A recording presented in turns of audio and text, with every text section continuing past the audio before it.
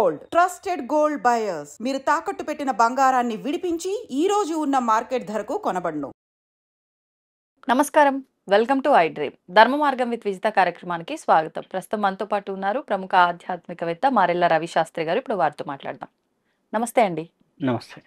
కార్తీక మాసం ప్రారంభం కాబోతుంది. మనకి దీపావళి వెళ్ళిన మరుసటి రోజు నుంచే మనకు కార్తీక మాసం ప్రారంభం.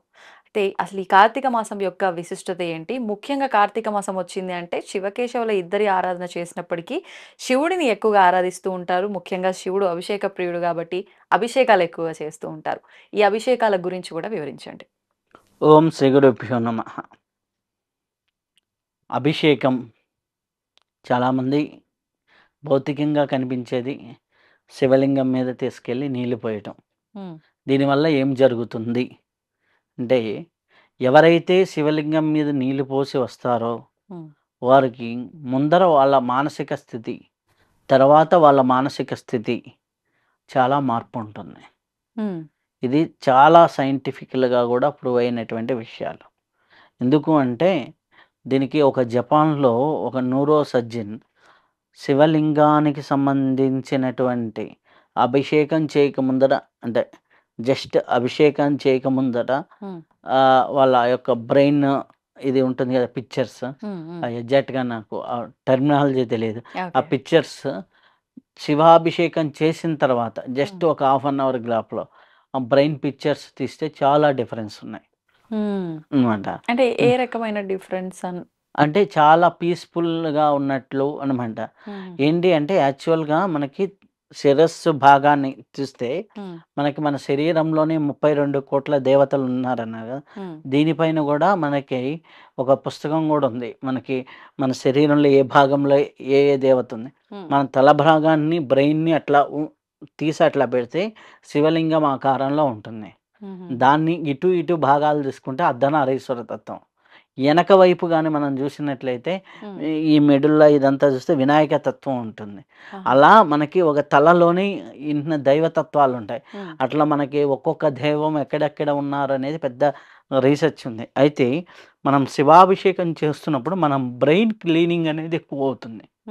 ఎలా అంటే, మన బ్రెయిన్ని తీసి ఒక వాటర్లో కడిగి మళ్ళీ పెడితే ఎంత స్వచ్ఛంగా ఉంటుందో అంత నీట్గా మనకి బ్రెయిన్లో ఉన్నటువంటి రుగ్మతలు, మానసికమైనటువంటి వ్యధలు వెళ్ళిపోతాయి.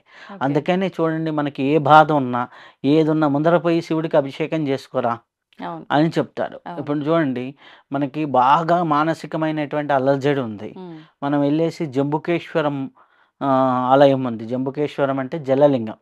మనకి పంచభూత లింగాల్లో పృథ్వీలింగం వచ్చేసి కంచి ఏకాంబేశ్వరు, అగ్నిలింగం వచ్చి అరుణాచలేశ్వరుడు, అలాగే వచ్చేసి వాయులింగం వచ్చేసి శ్రీకాళహస్తీశ్వరుడు, ఆకాశలింగం వచ్చేసి చిదంబరం, అలాగే మనకు వచ్చేసి జలలింగం వచ్చేసి జంబుకేశ్వరం. అక్కడ ప్రతి ఒక్క చోట కూడా ఏకాంబరేశ్వరుడు, కామాక్షి, అలాగే మనకి అరుణాచలంలో అమ్మవారు, అరుణాచలేశ్వరుడు అమ్మవారు, అట్లా ప్రతి ఒక్క చోట అమ్మవారి స్వరూపం ఉంటుంది. అలాగే జంబుకేశ్వరంలో మాకు అఖిలాండేశ్వరి ఉంటుంది.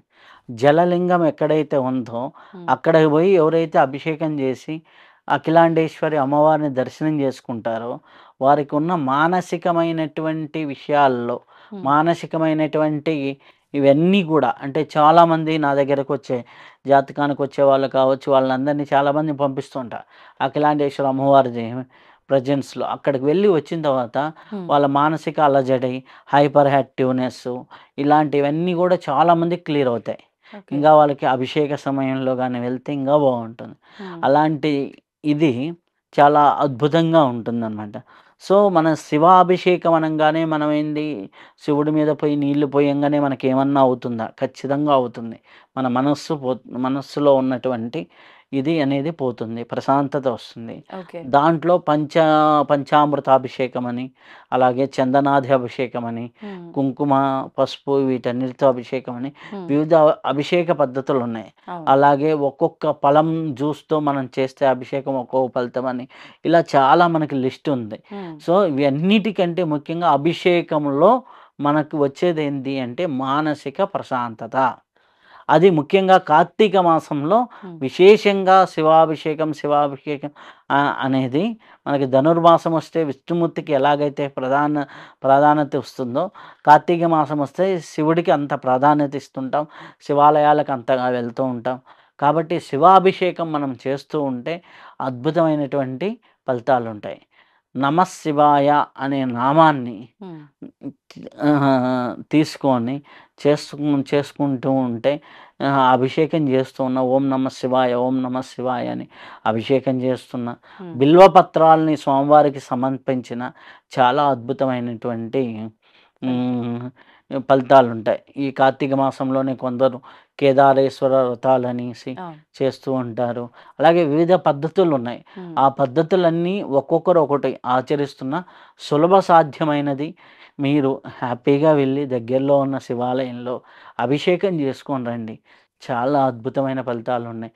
కుదిరితే దగ్గరలో ఏదైనా టెంపుల్ ఉంటే రోజు వెళ్ళి శివుడికి ఒక చెంబుడు నీళ్లు పోసి వచ్చినా కానీ మీ మానసిక స్థితి చాలా మార్పు చెందుతూ ఉంటుంది.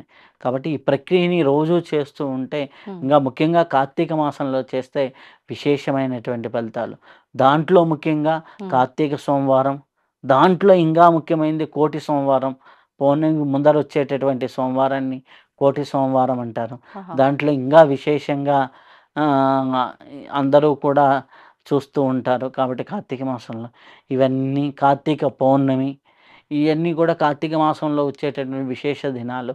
వాటిల్లో కూడా మనం దైవ దర్శనాలు చేసుకుంటూ శివారాధన చేసుకుంటే చాలా చాలా అద్భుతమైనటువంటి ఫలితాలు ఉంటాయి. అలాగే అభిషేకానికి వచ్చేసరికి ఇప్పుడు ఒక్కొక్క ఫలంతో చేసే అభిషేకాలకి ఒక్కొక్క ఫలితం ఉంది.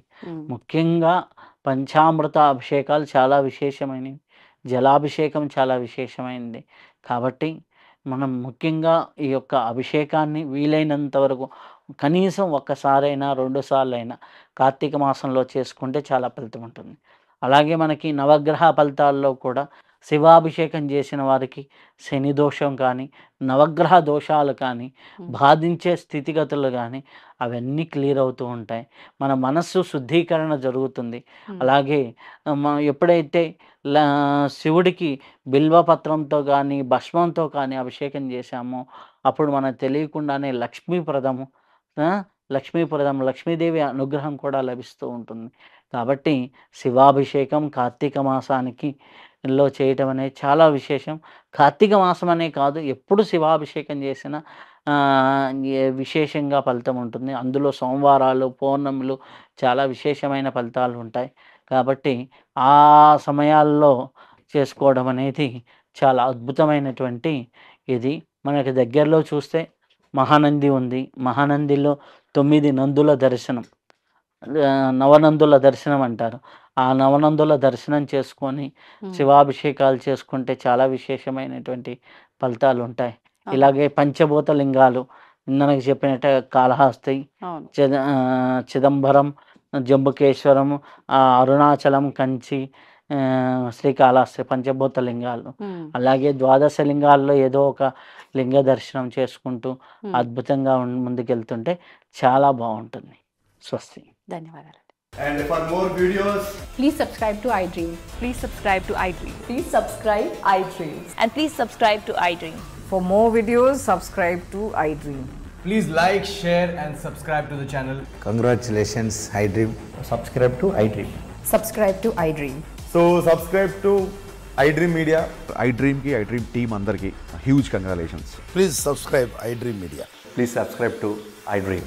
Subscribe iDream. Please subscribe to iDream.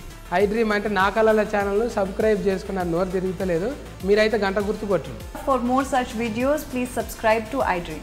Subscribe to iDream. Please subscribe to iDream. Please subscribe iDream Media. Please do subscribe to iDream. Please subscribe to iDream Media. For best entertainment and information, please subscribe iDream. And don't forget to subscribe to iDream.